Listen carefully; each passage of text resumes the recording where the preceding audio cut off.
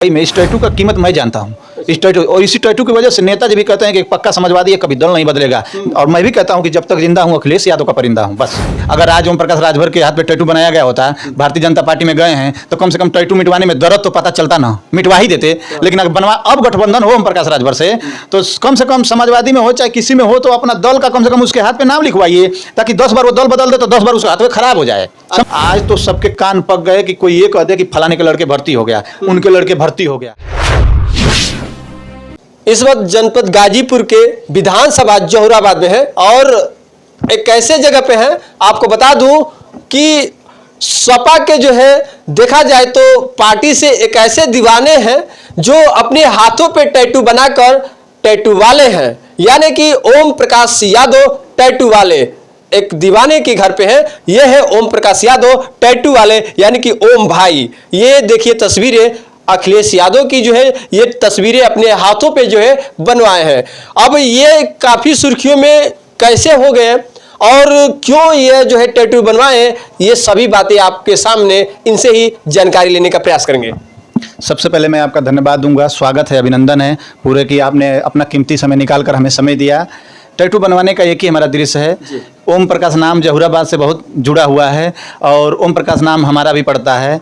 दल बदलू से बढ़िया है कि टिकाऊ ओम प्रकाश रहे। अच्छा जी, बिकाऊ ओम प्रकाश नहीं। क्या लगता है कि टैटू बनवा लेने से टिकाऊ ओम प्रकाश यादव हो जाएंगे? तो समझिए, अगर आज ओम प्रकाश राजभर के हाथ पे टैटू बनाया गया होता, भारतीय जनता पार्टी में गए हैं तो कम से कम टैटू मिटवाने में दर्द तो पता चलता ना, मिटवा ही देते। लेकिन अगर बनवा अब गठबंधन हो ओम प्रकाश राजभर से तो कम से कम समाजवादी में हो चाहे किसी में हो तो अपना दल का कम से कम उसके हाथ पे नाम लिखवाइए, ताकि 10 बार वो दल बदल दे तो 10 बार उसका हाथ में खराब हो जाए। समझिए बात को। हाँ, जो विधायक 10 बार दल बदल दे उसका हाथ 10 बार में खराब हो जाएगा, 10 बार में मिटवाएगा बनवाएगा। तो ये सिस्टम आना चाहिए, क्योंकि दल बदलुओं की हाईलाइट बहुत ज्यादा हो रही है, इसलिए मैं ये तो बड़ी तरकीब अच्छा आपने अपनाया है। जी बिल्कुल। आने से पहले सोचेंगे कि जाऊंगा तो उस पर हमारे गुदवाएंगे, टैटू गुदवाएंगे सब। हम तो कह रहे हैं कि माननीय जी लीजिए गठबंधन में, अब बनवाइए, फोटो मत बनवाइए तो समाजवादी विधायक लिखवाइए उस पर, और समाजवादी के जो विधायक हैं उन लोग पे भी लिखवाइए, ताकि जब वो दल बदले तो ये दर्द उन लोगों को पता चले कि दल बदलने के बाद उन लोगों को समय लगे कि आखिरकार बदलने पर कितना कष्ट होगा। अब जैसे मान लीजिए मैं जो भी हूँ, इस टैटू को बनवा लेने के बाद यकीन मानिए मैं जहाँ भी जाता हूँ, ये दीवाना है, अखिलेश यादव का दीवाना है, वो यही ओम भाई है, यही टैटू वाला है।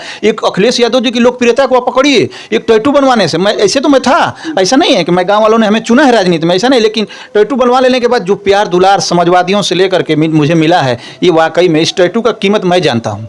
इस टैटू और इसी टैटू की वजह से नेताजी भी कहते हैं कि पक्का समाजवादी है, कभी दल नहीं बदलेगा। और मैं भी कहता हूँ कि जब तक जिंदा हूँ अखिलेश यादव का परिंदा हूँ बस। अच्छा जी।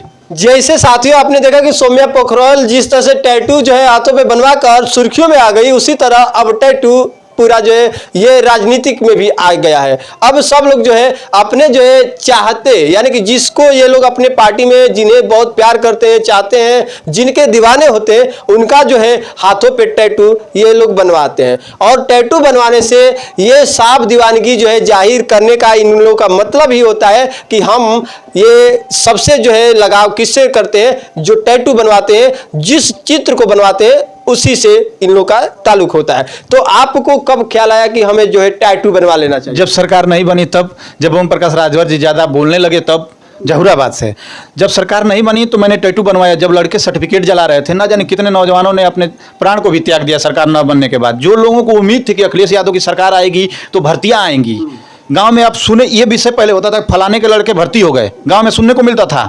भाई कहते चलो कि सपा की सरकार है, शिवपाल चाचा ने 2 लाख ले लिया, 4 लाख ले लिया। अरे ले करके भर्ती तो हुआ, समझिए बात। झूठे इल्जाम लगाते थे कि ले लिए, लेते कुछ नहीं थे, भर्ती होती थी। आज तो सबके कान पक गए कि कोई ये कह दे कि फलाने के लड़के भर्ती हो गया, उनके लड़के भर्ती हो गया, घूसी दे के हुआ होगा। ये चर्चा तो बंद हो गई, क्योंकि ये सरकार भर्ती पे बातें नहीं करेगी। ये सरकार मंदिर मस्जिद पे बात करेगी, पाकिस्तान पे बात करेगी। जब टमाटर पाकिस्तान में महंगा था तो यहाँ की मीडिया को पता चल गया, आप लोगों को पता चल गया। और जब हिंदुस्तान में टमाटर महंगा हुआ तो आप लोग सोए हुए हैं। लेकिन मणिपुर का मामला क्या है? मणिपुर अपने आप में एक सवाल है, और प्रधानमंत्री जी चुपचाप इतने दिन के बाद पता चल रहा है। वहाँ के लिए मीडिया नहीं दिखा। क्या मीडिया के पास एंकर नहीं है कि उनके पास सवाल नहीं है कि जवाब नहीं है? पूछिए, उनके पास फोन पे में पैसा चला जा रहा है मीडिया के पास। आप बुरा मत मानिएगा। नहीं, मणिपुर की खबरें बिल्कुल जो है जो आ रही है, घोर निंदनीय जो है वो बातें हैं। कि ये जो मणिपुर वाला हुआ, ये पहले कहानी में सुनने को हम लोगों को मिलता था, बुजुर्ग लोग हम लोगों को सुनाते थे, या किसी मंच से कोई नेता कहता था तो हम लोग सुनते थे। लेकिन आज दुर्भाग्य है कि हम लोग को देखने को मिल रहा है, और तब मिल रहा है जब विश्व गुरु बैठे हैं कुर्सी पे। हिंदू खतरे में तब है जब हिंदू प्रधानमंत्री है, हिंदू मुख्यमंत्री है, हिंदू राष्ट्रपति है, तब खतरे में है। मैं तो सोचता हूं कि जिस दिन पूरे सीट पे मुसलमान भाई बैठ जाएंगे तो क्या होगा। ये सोचिए बात, हिंदू के बैठने पर हिंदू खतरा में है, और सिर्फ हिंदू वहीं तक खतरा में है। और जब चुनाव आता है ना, तब एक बाबा पैदा हो जाते हैं। पहले आसाराम आए थे चुनाव में, उसके बाद 14 में आसाराम खूब चले, खूब गुरु थे। उसके बाद 19 में रामदेव आए, कहे कि 35 रुपये वाली लीटर सरकार चाहिए कि 60 रुपये वाली चाहिए, 35 रुपये। अब इस बार धीरेन्द्र शास्त्री जी आए हैं, प्लाट खाली वाले बाबा जो कह रहे हैं, धीरेन्द्र शास्त्री जी आए। अब वो कह रहे हैं कि हिंदू राष्ट्र बनेगा। हिंदू राष्ट्र जिस दिन बन जाएगा तो आप हिंदू राष्ट्र बाद में बनाइएगा, पहले ये बता दीजिए कि जब हिंदू राष्ट्र बन जाएगा तो सभी लोग समान हो जाएंगे। तो क्या पंडित समाज की लड़की से यादव समाज का लड़का, या दलित समाज का लड़का, या दलित समाज का लड़का लड़की आपस में शादी विवाह कर लेंगे? यादव की लड़की से कोई दलित समाज का लड़का शादी कर लेगा, या ठाकुर समाज के लड़के से कोई दलित का लड़का शादी कर लेगा? ये होना चाहिए। तब तो ये सब जाति जब तक खत्म नहीं होगी तब तक हिंदू राष्ट्र बनाने से कोई फायदा नहीं है। बताइए, शास्त्री जी को सोचना चाहिए। तब मानेंगे कि हिंदू राष्ट्र बन गया है जब कोई समाज का किसी समाज में शादी विवाह हो जाए, तब हिंदू राष्ट्र। तो जातिवाद खत्म नहीं ये लोग करना चाहते हैं। ये लोग हिंदू मुस्लिम मस्जिद के नाम पर वोट बटोरना चाहते हैं। आज विपक्ष ने सिर्फ इंडिया नाम रख दिया है, अपने गठबंधन का नाम। इतना घबरा गए हैं लोग, इतना घबरा गए जैसे इंडिया इन्हीं लोग की थी, दूसरा कोई नाम रख ही नहीं सकता है। मोदी जी ने खुद कहा है vote for India, vote for India. India के नाम पे वो नाम बटोर चुके हैं, सेना के नाम पे बटोर चुके हैं। पुलवामा की जांच कराइए, अब प्रधानमंत्री हैं, पुलवामा की जांच कराइए। कौन आखिर जांच रोका? विपक्ष वाले जांच रोके हैं। इस दिन पुलवामा की जांच होगी, बड़े बड़े नेता लिप्त में आ जाएंगे। अच्छा जी बिल्कुल। पुलवामा की जांच क्यों नहीं हो रही है? जब सरकार अगर बदलेगी तो पुलवामा की जांच भी होगी, और उस दिन चलेगा न्यूज, आप ही चलाएंगे कि ये इसमें दोषी थे। सरकार में कहीं ना कहीं वो जांच इसीलिए नहीं हो रही कि सरकार उसमें जो है घेरे में आ जाए। अच्छा बात है, घेरे में आ जाए। 50-60 किलो की सीमा हैदर घुस गई है, 50-60 किलो RDX नहीं घुस जाएगा? 50-60 किलो से वजन कम है क्या उसका सीमा हैदर का? 50-60 किलो की सीमा हैदर घुस आती है। कैसे घुस आती है? सुरक्षा क्या कर रहा था? इतना पैसा जो खर्चा हो रहा है हमारे देश का सुरक्षा पे, सुरक्षा सो रही थी। जब सीमा हैदर घुस सकती है 50 किलो की, समझिए बात, तो 50 किलो RDX घुसाने में क्या दिक्कत है? सीमा हैदर कैसे आई? वो भी 5-5 बच्चों को लेकर चली आई। पासपोर्ट बनाने की जरूरत क्या है? फिर सारी एजेंसियां रद्द कर दीजिए, आप ऐसे ही आइए जाइए। और कहते हैं कि ना कोई घुसा है ना घुसने देंगे। ये कहां से घुस गई? एक PUBG खेलने वाला और एक संबंध बना, PUBG से जुड़ करके घुस गई, औरत होकर घुस गई। तो सोचिए, जो देश को क्षति पहुंचाना चाहेगा, चाहे देशद्रोही होगा, उसको तो घुसने में क्या है? और ये बहुत संदेश गया है, बहुत। इससे हम लोगों के, हमारे देश की बहुत सेना पे उंगलियां उठने लगी है। जैसे मैं ही कह रहा हूँ, अब तक नहीं कहता था, कह रहे सीमा हैदर कोई पंछी थोड़े ही उड़ के आ गई, कैसे आ गई बिना पासपोर्ट की, कैसे आ गई? सोचने का विषय है। क्योंकि बहुत किसी दिन सीमा हैदर की जगह सीमा हैदर कोई दूसरा भी घुस जाएगा और उड़ा के चला जाएगा हम लोगों को, और हम लोग उनके भरोसे बैठे रहेंगे जो बैठे हैं। चौकीदार जी साहब के भरोसे रहेंगे तो उड़ जाएंगे, ये जान लीजिए।